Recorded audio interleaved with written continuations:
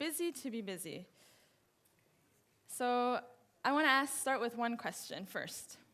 How was your week, guys? Busy. Okay. So for everyone that had a busy week, put your hand up. Okay, that's a good group.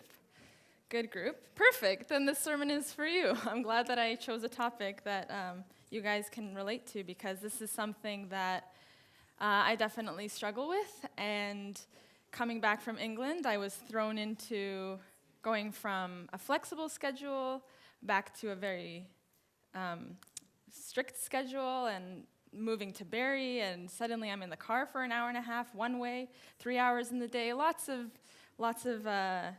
time is taken now with the schedule. So the response to how are you? The common response is, I'm busy. Or, how was your weekend? It was busy.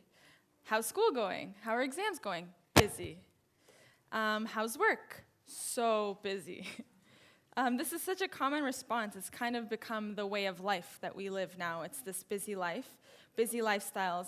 And it's not just something that started recently. I can remember, for those of you that were really busy in elementary school and in high school, you had band practice, soccer practice, rugby practice, hockey practice, band lessons for guitar, for piano, for everything. We have all these things that are keeping us busy. And now we're older, and what happens? We're still busy. We have volleyball, we have church, we have afternoon service, we have Veče zahvalnosti, we have work on Monday, we have gym on Sunday, lots of things going on in our schedule, right? So how often do you feel like you don't have enough hours in the day? Like you cannot complete everything that you wanted to complete? You're rushing home from work, and you decide, I'm going to take the 407 to get home faster. But what happens? There's an accident, and now you're stuck on the 407. And then you're like, come on, I paid to be stuck in traffic, right?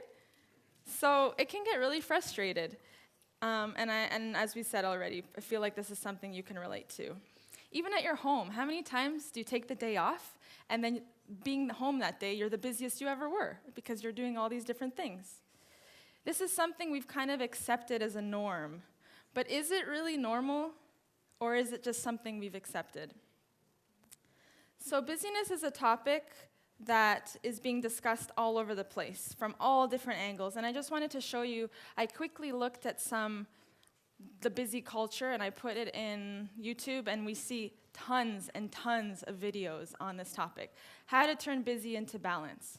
Are you addicted to being busy? 6 signs you're addicted to being busy and reasons why. How to organize your life with a busy schedule. From the health side, the health code, balancing a busy life. Are we too busy to enjoy life?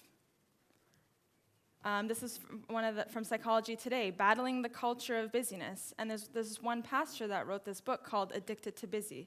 So we can see this topic is something that everybody's talking about. Everyone's relating to it from all these different angles, from the business side, from the health side, from the arts and movies. How many times do we see this character that's just overloaded with stuff and busy? We have terms like the cult of busy, the busy identity, the culture of busyness. Many terms and many articles have been posted on this. One statistic on busyness I wanted to share was Ernst & Young did a study where they surveyed 9,700 full-time workers across 8 different countries in late 2014 and early 2015. And about half of the managers said that their hours had increased sharply over just the last 5 years. 1 in 3 workers said it was becoming harder to achieve a work-life balance. So that's 30%, 33%. But one of the participants said this: employees see that their leadership is very busy, and they're aspiring to these roles, so they want to look busy. And another TED Talk I wanted to share before we get into the next thing is that lady, Sarah Cameron, on the top left. She talked about this busy, how to turn busy into balance. And people are striving for these busy lives to maybe gain a status, or that's the way that they see success, is you have to be busy to be successful. But something that she went through and she said was, she went to her therapist, and her therapist said, You're busy because you're lonely. When are you going to stop being so busy? That was the response that the therapist had. And then she said in her talk, why do we keep ourselves so busy? It's an easy way for us to feel important and productive. People talk about being busy as though it's something that happened to them. I'm so busy I can't. I have things to do, places to go, people to meet. But being busy is a choice, she said. Not only are we choosing to be busy, but we're making this choice based on bad information. Being busy does not give us the fulfillment we desire. It does not give us a greater connection with friends and family. It does not make us happier. It doesn't even make us productive. And this is just a TED Talk. This is like a business talk that is not even related to her faith or anything. I don't know if she believes in anything, but this made me think, okay, her solution was to have balance in order to help her busy lifestyle, but I want to propose another solution. I'd like us as Christians who are united in our faith in Jesus Christ to look at the Word and to see what we can learn about busyness in the Bible. Now, I just want to clarify a few things to start. Busy doesn't always equal productive, so let's just put that out there. And the opposite of busyness is not necessarily laziness. So I just want to say it's not that simple. We are being busy, but are we being busy just to be busy? Is this something that is this something we just want to do, or are we active in our busyness? So now I want us to look at a part in Jesus' life where he was busy. Actually, I would argue to say that most of his life was busy or active. But I don't mean busy just to be busy. I want us to use a better word, like productive or purposeful, or why don't we use active? So whenever I'm talking about Jesus being busy, let's think of the word active, especially because we're going to be looking at the Gospel of Mark today. So I'm going to go through a lot of verses, so I would really encourage anyone who has a Bible, an app, or anything to follow along with the verses, because there's a lot of verses we could go through, but I'm not going to go through all of them. But we're going to kind of be going back and forth through the Gospel of Mark, and I'll tell you why the Gospel of Mark in a second. So why Mark? Why did I choose Mark? Does anyone know what commentators say about Mark? What's the famous thing about Mark? It's the fastest gospel, a man's gospel. Anyone else? Pardon? For busy people, sure. So some commentators it's actually known among a lot of commentators that Mark is the gospel of action. So this is why we'll be looking at Mark specifically. We can see, if you just look at the first chapter right now, I'm not going to show you any specific verses, but you can just kind of see in the titles what's going on. Right in the first chapter, Jesus is already speaking. Like immediately, it goes, Jesus talks. Jesus gets baptized. All of this happens so quickly. He speaks his first word in the chapter, and things move so quickly. It's a gospel that's packed with action. So when Jesus first appears, John baptizes Jesus. Immediately after his baptism, he spends 40 days in the wilderness, where Satan puts him to the test. Mark wastes no time in telling us that Jesus' ministry will involve a battle for the kingdom of God and God's ultimate sovereignty. So just before we go into Mark more deeper, I just want to tell you a little bit of how we can prove that Mark is the gospel of action. So compared to the other three, I forgot that I have slides. Okay, we'll get there in a second.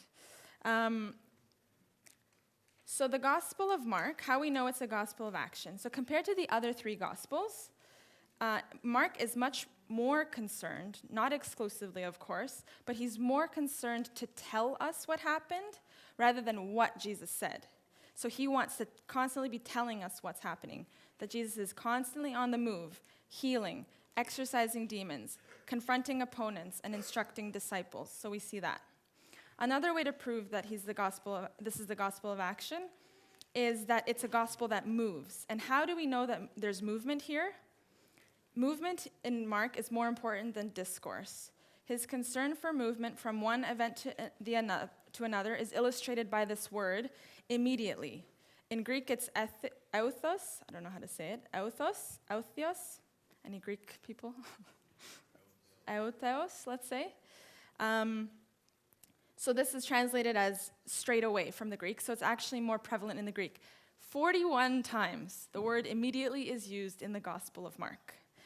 Now hold that thought. We'll come back to this whole concept of immediately, but I just wanted to show that there's movement because you're using this type of word. This is the narrative is using this type of word. And the third thing is that Mark portrays Jesus as a teacher much more than the other evangelists, but his gospel presents much less content of Jesus' actual teaching and more about the events again. It doesn't present Jesus delivering the long speeches like in Matthew in the Sermon on the Mount, or the long and famous speech, I am, discourse in John. Because you know why? That would slow it down. It's not included. It would slow it down. But there's 2 brief chapters, chapter 4 and 13, where there's this super teaching that's given to the insiders, the closest disciples to Mark. So he does go into teaching. I'm not saying he doesn't. There's just less details about the teaching. So in summary, the way that we see that Mark is a gospel of action, so the constant telling of the events rather than what happened, it's more of less of what Jesus said, but more telling of the events.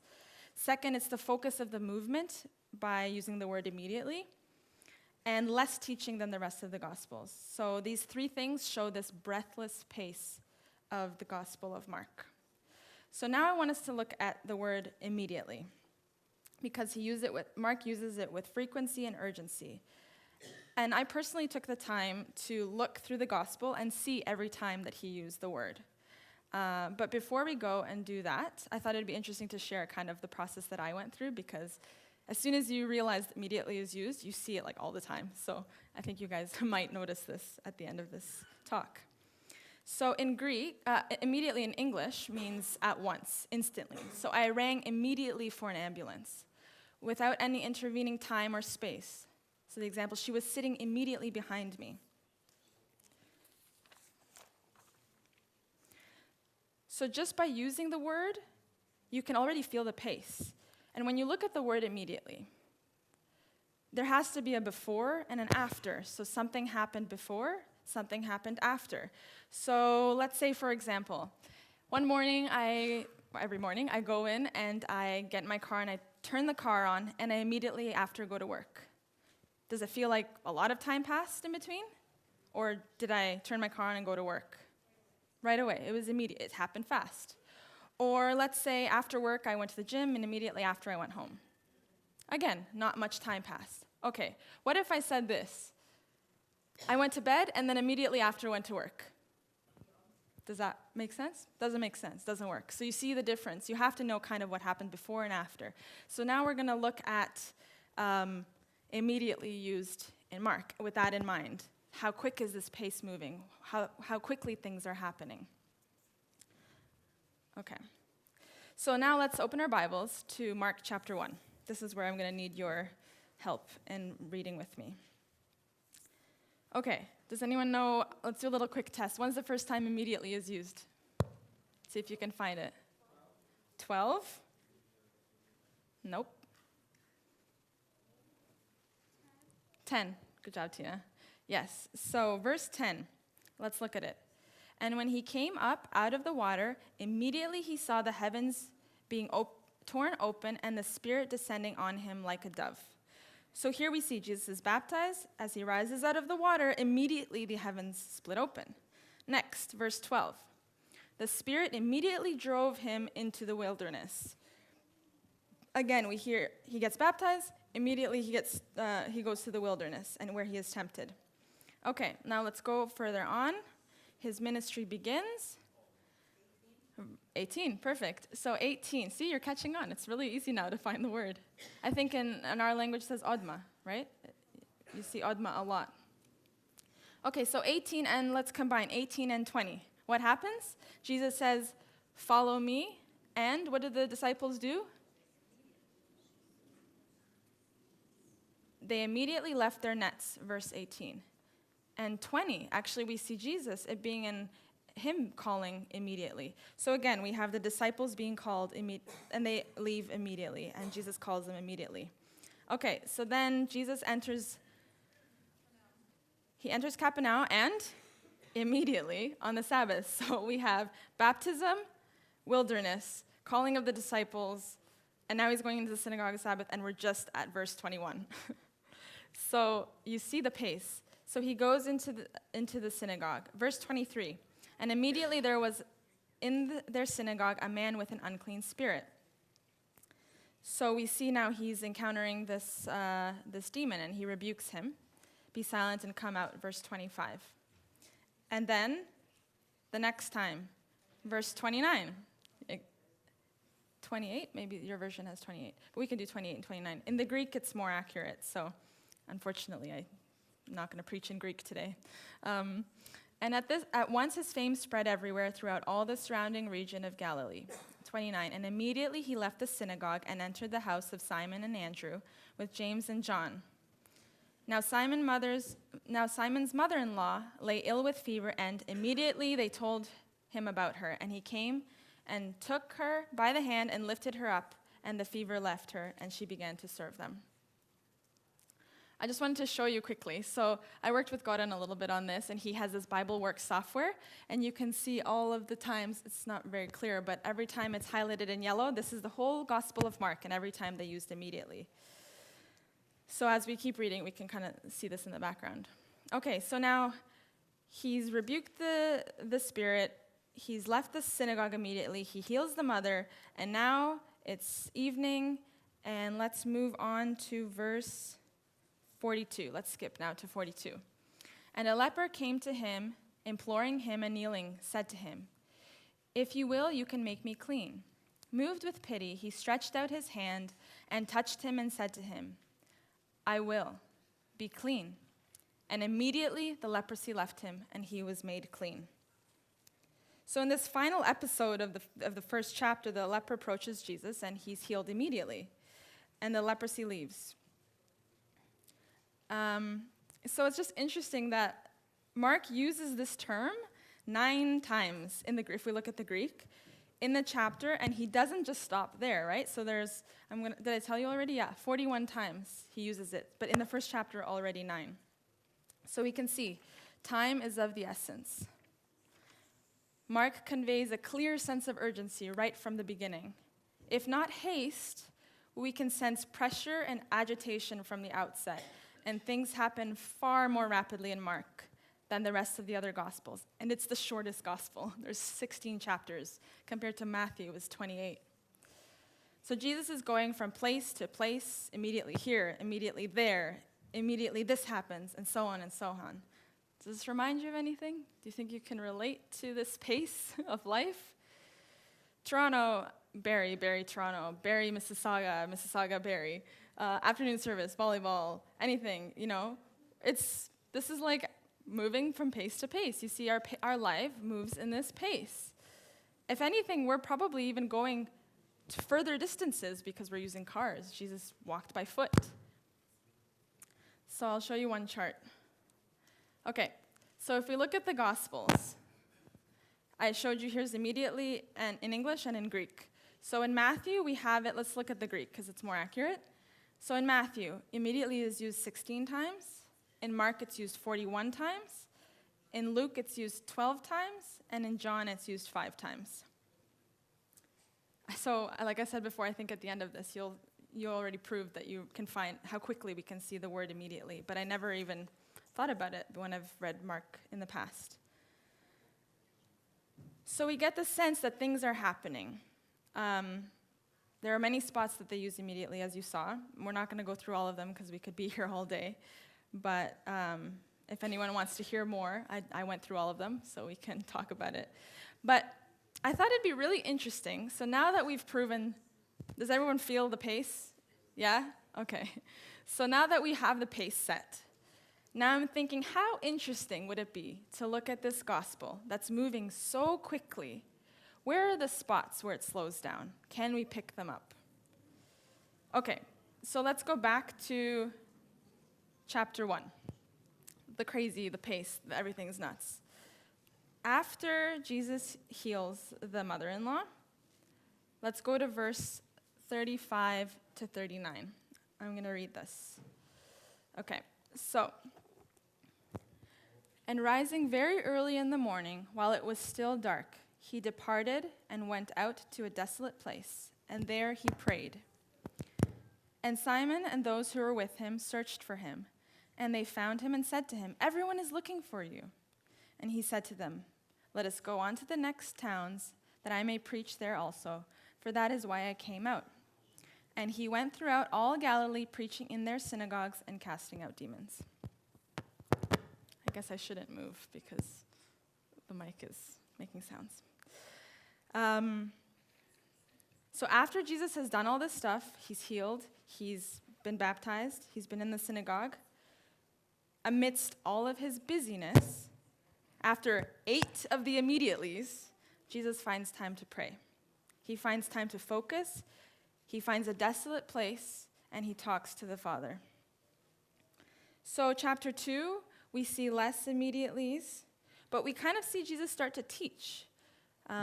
When he cleans the leper right before chapter 2, you can see in the English, there's the red letters. You can see Jesus is talking more, and then he heals the paralytic, so more action. And then there's the question about fasting, and he teaches them more. And then Jesus teaches them about being Lord of the Sabbath, and also in 3, and so on and so on. We can see that the teaching has kind of begun, and those are the parts kind of where they slow down. But I want to talk more specifically, since we don't have time to go through all of Mark. Sorry, I had the words up here, but I want us to look specifically at Mark 21 to 43. So let's look at this time, this event, this account that's happening. I don't have the verses up here, so let's follow along together. I want to focus on this part because, so what happens in chapter 5, actually before, Jesus heals this man with a demon. It's interesting, actually, that this is such a long section, is this part, but this is for another time to discuss. But this whole part there's a long time explained where Jesus heals a demon. But after that, verse 21. So let's read verse 21 to 24. This is the story of when Jesus heals a woman, and Jairus' daughter. And when Jesus had crossed again in the boat to the other side, a great crowd gathered about him, and he was beside the sea. Then came one of the rulers of the synagogue, Jairus by name. And seeing him, he fell at his feet and implored him earnestly, saying, "My little daughter is at the point of death. Come and lay your hands on her so that she may be made well and alive." And he went with him. So I kind of stopped here, and I was like, wait, he didn't use immediately. He didn't say immediately the girl will be made well, which we see many other times. He says immediately is healed, immediately sends out the demon. We don't see this word immediately, and it kind of paused me to think. Imagine Jairus right now. You're coming to Jesus, and you're saying, "My daughter is dying. Please heal her." And Jesus says, "Okay." And he went. But he didn't say she's healed. We know there's another part to this story, right, to this account. So let's just continue reading. We won't read it all, but let's go now to, I think it's 25. Okay, let's read most of it, actually. There was a woman who had a discharge of blood for 12 years, and who had suffered much under many physicians, and had spent all that she had, and was no better, but rather grew worse. She had heard the reports about Jesus, and came up behind him in the crowd and touched his garment. For she said, "If I touch even his garment, I will be made well." And what? And what happened? Immediately, right? Here we see immediately. And immediately the flow of blood dried up, and she left in her body, and she felt in her body that she was healed of her disease. Isn't that interesting how here we see this word immediately, but before? So imagine Jairus right now. You're with Jesus, and you're like, "Let's go, Jesus, let's go. Come on, my daughter's dying." And Jesus has a different purpose in mind, right? And what's so interesting to me is you see here, the crowd is following him. If a crowd is following you, this is a big crowd. You can't move that quickly. But what's interesting to me is when you think about it, okay, Jesus is there. Jesus says, "I'm coming." There's a crowd following. He's moving at a pace that people can reach him, right? He's walking. He's walking this pace so that this woman could reach out and touch him. If Jesus was not walking at that pace, maybe that woman wouldn't be able to reach out and touch him. But she does, and we see this is a pace that the crowd can handle, this woman can handle, and she immediately gets healed. But this is not where the story ends, right? It continues. So let's fast forward now. They make it to, let's read verse 34. And he says, "Daughter, your faith has made you well. Go in peace and be healed of your disease." So the daughter, that was the woman that had the blood discharge for 12 years. 35, while he was still speaking, there came from the ruler's house someone who said, "Your daughter is dead. Why trouble the teacher?" But overhearing what they said, Jesus said to the ruler of the synagogue, "Do not be afraid, only believe." So imagine now, they've stopped, they didn't make it to Jairus' house. Jairus finds out his daughter has died. And now, can you imagine how sad they are, how horrible this must feel?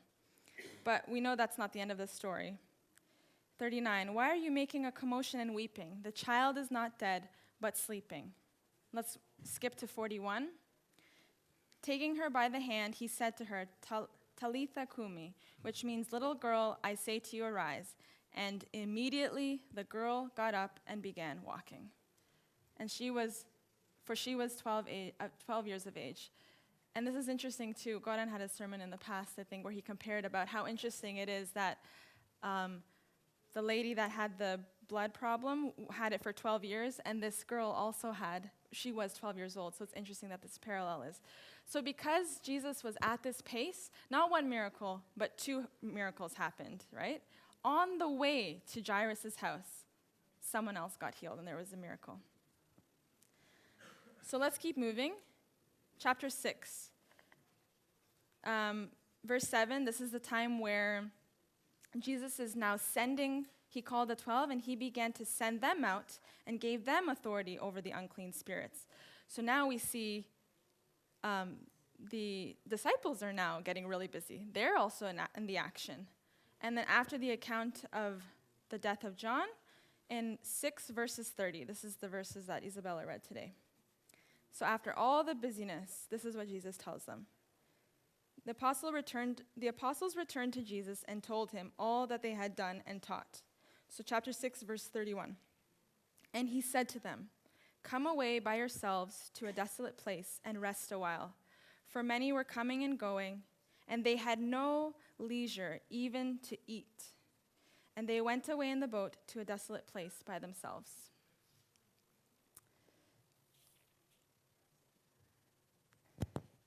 This one kind of reminds me of that verse we read in chapter 1, go to a desolate place. In chapter 1, it talks about Jesus going to pray.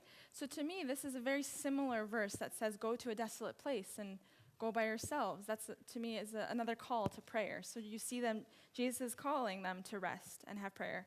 And actually, this is only one of the 2 times that the word rest is used in the Gospel of Mark. In 6:46, we see quickly just another point where this is after Jesus walks on water. After he had taken leave of them, he went up to the mountain to pray. Another time, I would say, where he kind of slows down, and so on. And more teaching events occur, and as we go through the Gospel of Mark, you see when he teaches, it slows down. When the events are going on, he's healing and doing all this stuff. But at the whole time, he's keeping this pace. That is one that we can keep up with. One last account I wanted us to look at was in chapter 14. The last time they're called to pray. So let's look at, I think, 14:41, where Jesus says, so this is after he's come to the Garden of Gethsemane, and he asks them to pray, right? He asks them, please pray, and what happens? What happens to the disciples? They're sleeping, right? They've fallen asleep. And can you imagine now, what an irony, right? Suddenly, they're really busy. He calls them to rest, and they're calling him now at the end of the gospel to call them to rest, and the moment they need to be busy, what are they doing? They're sleeping. They're too busy. And that was kind of a message for me as well. When I think about it, what happens when I'm too busy, when I'm overwhelmed, when I'm going through all this stuff? I get tired. I fall asleep. I don't wake up on time. What are the things that maybe we've been missing out on because of how busy we are? What about when Jesus is calling us to action, but we're too tired? And our bodies, we're just humans, obviously we're going to get tired. So this kind of really called me to think about, okay, let's work on this tiredness, right? There's so many lessons we can learn from this gospel. But what I'm trying to emphasize here is that throughout the Gospel of Mark, we're seeing many things happening, this breathless pace, a lot of action. But in the gospel of action, we still see elements of slowing down in the busyness of life throughout the whole gospel. So we have these active lifestyles at church, at home, at work, in general. But we need to find time to slow down and pray and find time, in this case, not teach, but to study or maybe to listen to the teachings, because that's another time where it slowed down in the gospel is when Christ was teaching. So we should live a life that's productive, but walk in our purpose. Preach the gospel and help others. We don't need to run through life because we might miss some things. If Jesus rushed to Jairus' house, maybe the woman would have missed out on Jesus. We don't know, but it's possible. But Jesus walked at a pace that people could keep up with him. And many times, actually, we mentioned this whole thing about the crowd following. We don't have time to go through it, but there was always massive crowds following, so there was time to follow him. So what does that mean for us today? What is our pace? If we are too busy, we might be running through things instead of walking at a pace that is directed in purpose. Jesus walked the whole time, but are we too busy? And are we rushing through life? So Jesus walked the whole time, and his purpose was 3 years. It didn't happen just in one day, but it was 3 years. He did it in 3 years, and it was because it was at a pace that made sense. When we're too busy and we're rushing through life, things suffer. Our sleep, our health, our families, something's got to give. Do we have 3 jobs in order to support our families, but in the process, we don't spend time with our families, and then we lose our families? It's so sad. We have so many things on our to-do list that we just want to check everything, but then we can never get it done. There's always this to-do list. There's always something to do. But let's not let our busy lives take over, and let's stop for a moment, refocus, slow down, and focus on Christ, because his to-do list is something we can always achieve. So Sarah Cameron, the girl I mentioned earlier, she talked about balance to have a fulfilled life, but I would add that we can find balance in Christ. So John Pauline says in his book, Knowing God in the Real World, if we do not consciously and intentionally cultivate a relationship with God, we will inevitably drift into secular or New Age modes of thinking. And he talks about this secular drift of being unstable faith and drifting away. And he's saying there's 4 major things that are necessary to prevent this secular drift, and it's study, prayer, action, and witness. And I want us to focus on prayer and study. How can we find time for prayer in the midst of a crushing load of responsibility that most of us bear? After all, few people have the time to accomplish all that you expect to in a day. And that means that it is ultimately up to us to decide what is truly worth our time and what is not. When new activities call you for involvement, it's crucial to realize you can't add anything into your life without taking something out. The problem is that most people prefer not to make these choices. They seek to accomplish everything that is set before them, and it just doesn't work. Inevitably, your family or the devotional life or both are sacrificed at the altar of your indecision. So these days, whenever someone asks me, this is John Pauline speaking, in these days, whenever someone asks me to accept a position or perform a task, I ask myself this question, and I would call us to ask ourselves this question. What activity will this new thing replace? Is it more important or interesting than what I will have to give up in order to do this? Life is a choice. If we don't choose, time will choose for us. And we'll be unhappy with that choice. All this has large implications for our devotional life, and our time with God is often crowded by this press of the lesser concerns, things that are not as important. If we don't spend the best part of every day with God, we'll inevitably drift into the secular direction. So the first step in enhancing our devotional experience is to choose. Make that choice. Choose it. Make it a front page priority in your life.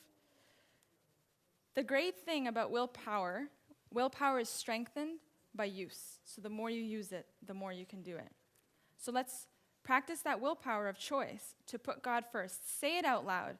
Tell your friends. Express it. Write it down. Expressing this choice will just make your choice even stronger. Decide what in your life needs to go if your devotional experience needs to grow. It's a choice.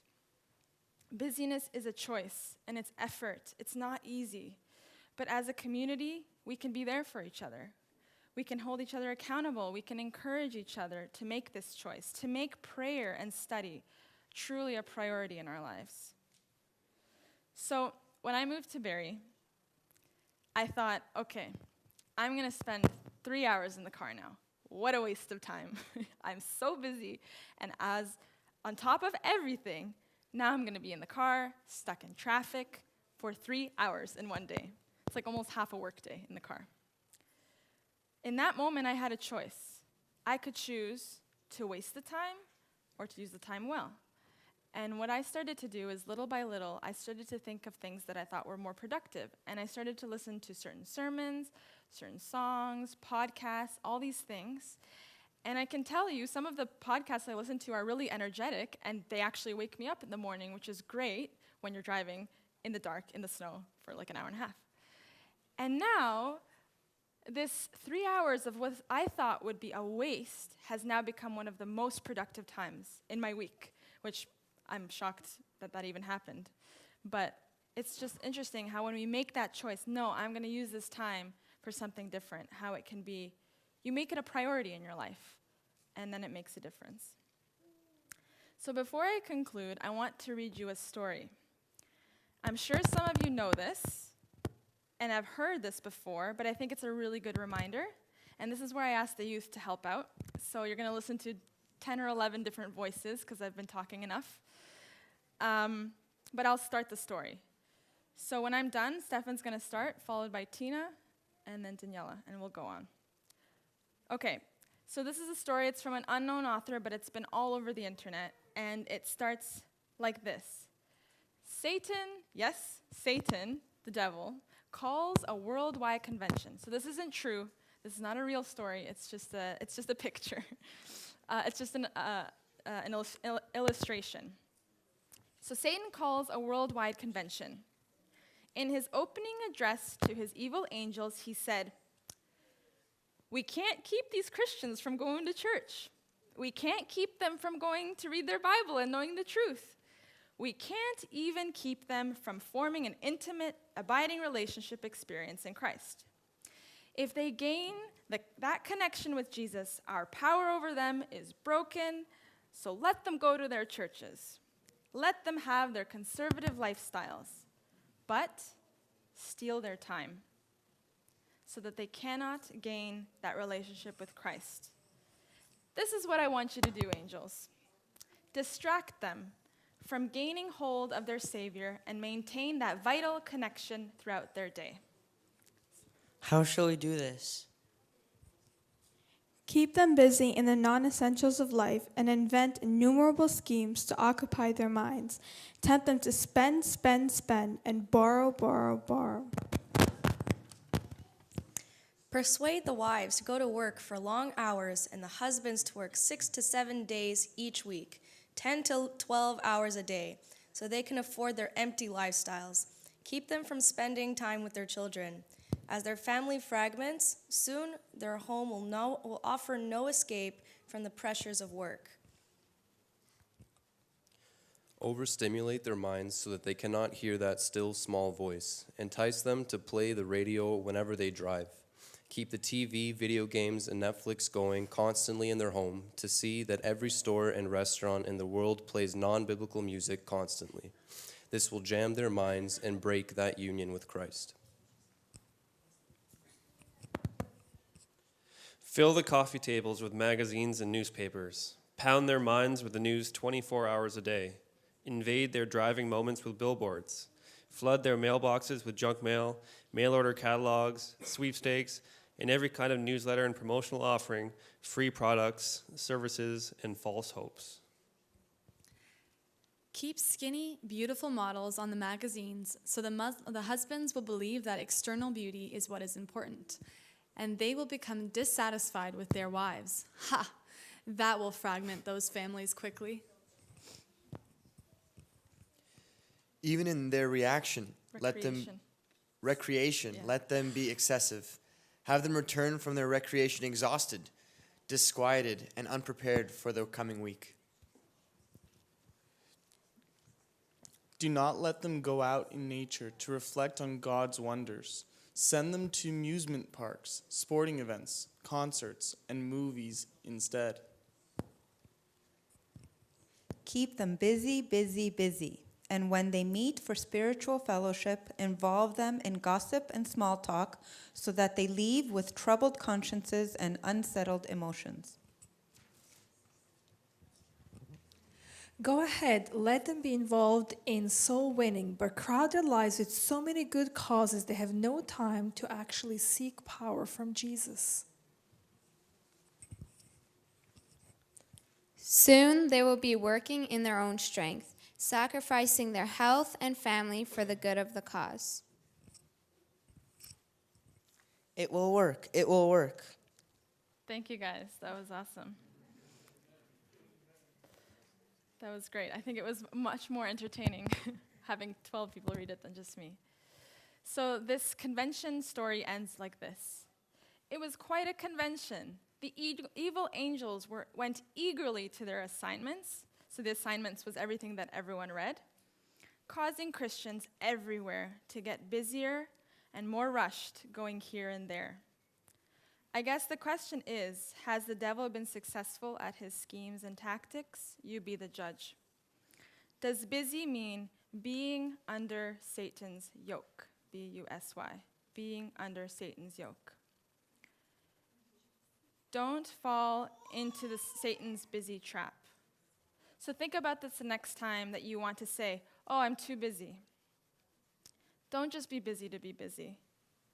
Let's be busy in purpose and walk with our Lord at the pace of grace.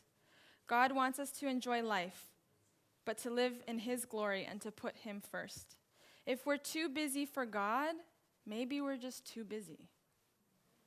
If we don't spend time with him, maybe we need to slow down and find time and realize that we are too busy. Let's be active and productive, but work on prioritizing our time for prayer and study. Let's slow down and rest in Christ and work on spending time with him. Let's put him first, and let's not miss out on the purpose and the plan that he has, and let's not be sleeping like the disciples were. I want to be part of God's plan. I think we all do. We all want to be part of his plan. So let's choose to be a part of his plan of salvation. But let's do it at a pace that is right, and at a pace that we know it's enough to do, and we can do it today. We all have the same 24 hours in the day. No matter who we are, it's the same 24 hours every day. But it's our choice how we want to spend it. So the next time we make a list for the day, maybe let's write down, pray, study, and then the rest. Let's make the choice to choose God today. Let's prioritize our time. Let's not just be busy to be busy, but let's prioritize and make time for God. Amen.